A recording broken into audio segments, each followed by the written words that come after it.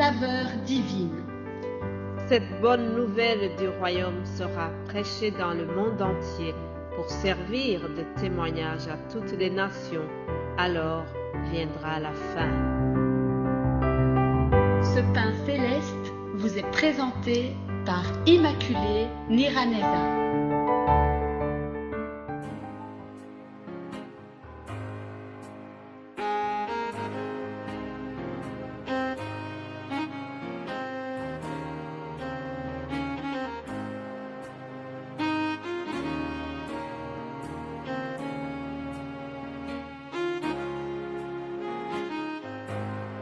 Bienvenue très chers amis à l'écoute de cette émission. Que la paix et la grâce de Dieu vous soient données au nom de Jésus-Christ.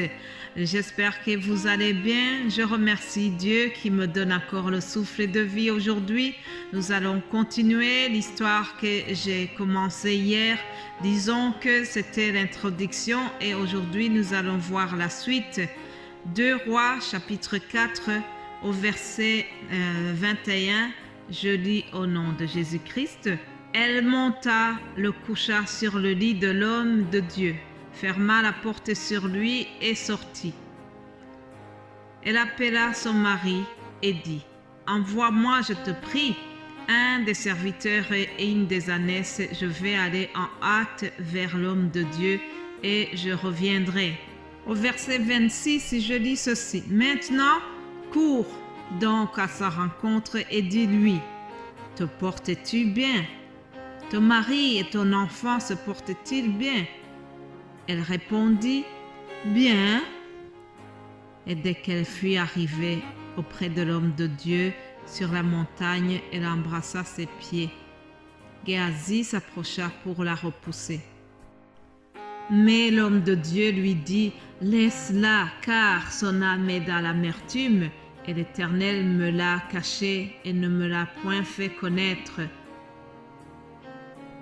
Alors je vais sauter jusqu'au verset 30.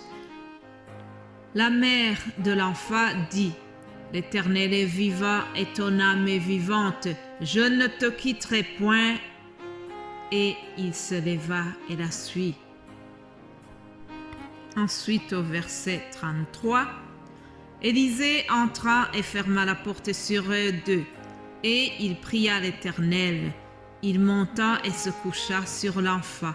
Il mit sa bouche sur sa bouche, ses yeux sur ses yeux, sa main sur ses mains, et il s'étendit sur lui, et la chair de l'enfant se réchauffa. Élisée s'éloigna, alla çà et là par la maison, puis remonta et s'étendit sur l'enfant.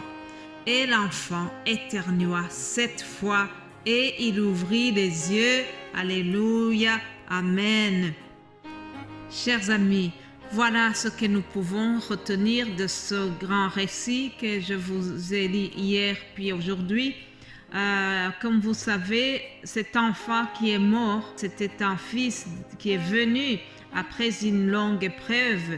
Le couple est resté longtemps sans enfant, puis Dieu a donné une promesse au travers Élisée. La promesse a été réalisée, l'enfant est né et malheureusement plus tard l'enfant est mort. Mais avant tout cela, nous avons vu hier que cette dame avait fait preuve d'hospitalité en recevant les serviteurs de Dieu. Alors, ce que nous remarquons, c'est que cette dame avait une foi exceptionnelle. Écoutez, lorsque son fils était mort, la Bible vient de nous dire qu'elle est montée, elle a accouché son enfant sur le lit et puis elle a fermé la porte. Elle n'a pas dit à son mari ce qui s'est passé. Par contre, elle est sortie, elle a couru pour aller voir le serviteur de Dieu. Elle a pris son ânesse. À l'époque, on n'avait pas de taxi Uber, on n'avait pas de moto, donc le moyen de déplacement c'était des ânes. Elle a pris vite une ânesse et puis donc quelqu'un l'a conduit. Ils sont allés vite voir le serviteur de Dieu. Elle a couru à la montagne de Carmel où se trouvaient Élisée et Géasi. La Bible, les commentaires m'ont dit qu'il y avait 30 kilomètres entre Sunem et le mont Carmel. Donc, elle a fait quand même un long voyage, mais ce que je voulais souligner, c'est surtout cette foi extraordinaire. Elle a vu que l'enfant est mort, mais elle s'est dit, je sais qu'il y a encore quelque chose à faire, je sais que Dieu peut faire quelque chose. Elle n'était pas désespérée. Elle a couru vers l'homme de Dieu, Élisée. Élisée, ici, est comparable à Jésus-Christ, bien-aimé de Dieu. Lorsque nous avons un problème, où est-ce que nous courons? Est-ce que nous courons vers les parents, vers les amis? Oui, c'est bien aussi, mais il y a quelqu'un qui est supérieur à tous ces gens-là. Nous devons courir vers Jésus, c'est lui l'ami fidèle, c'est lui qui détient toutes les solutions. Alléluia. Alors, elle arrive aux environs de là où se trouvent Élisée et Géasi, puis on l'aperçut de loin et Élisée envoie Géasi, va lui demander ce qui se passe. Alors Géasi s'approche d'elle et lui demande ce qui ne va pas. Alors il lui a dit, est-ce que ça va? Te portes-tu bien? Alors la dame a dit, oui, tout va bien. Étonnant, n'est-ce pas? Quelqu'un qui vient de perdre son fils et qui répond que tout va bien. Oui, tout va bien. Lorsqu'on a la paix de Jésus-Christ, tout va bien, même devant la mort, on sent la paix. Bien-aimé en Christ, cette dame a appliqué ce verset qui nous dit « Rendez continuellement grâce à Dieu, le Père, pour toutes choses, au nom de notre Seigneur Jésus-Christ. Rendez grâce à Dieu, même devant la tristesse. Rendez grâce à Dieu dans l'épreuve. » Lorsqu'on connaît la puissance de Dieu, on a la paix même dans l'épreuve. Lorsqu'on est conscient de la puissance de Dieu, on n'est pas ébranlé. Ah, chers amis, je vous souhaite vraiment d'avoir cette paix divine. Alors, l'histoire continue. La dame est auprès d'Élisée et Géasi. Ça y est, elle a retrouvé les hommes de Dieu. Puis, on voit qu'Élisée demande à Géasi d'aller voir ce qui se passe. Élisée a dit, tu mettras mon bateau sur le visage de l'enfant. Et Élisée est allé dans la famille et puis il a fait comme son patron, entre guillemets, lui avait demandé. Il a appliqué le bateau, mais ça n'a rien changé. Pendant que Géasi était parti donc pour mettre ce bateau sur l'enfant, la mère n'a pas quitté Élisée. La mère savait bien que l'onction de Dieu est sur Élisée, une onction spéciale. Au verset 30, nous voyons qu'elle lui a dit « L'Éternel est vivant et ton âme est vivante. Je ne te quitterai point. » Autrement dit, elle lui a dit, tant que mon fils n'a pas retrouvé la vie, je ne te quitte pas. C'est toi qui dois faire quelque chose. Je sais que tu as la puissance de Dieu en toi. En quelque sorte, elle disait à Élisée que c'était à lui d'aller auprès de l'enfant et d'appeler la puissance de Dieu. Alléluia. J'ai apprécié la détermination, la persévérance de cette dame auprès d'Élisée et ça a porté les fruits. Alors Élisée est parti. Finalement, elle a accompagné la dame et ils sont partis à la maison où se trouvait l'enfant.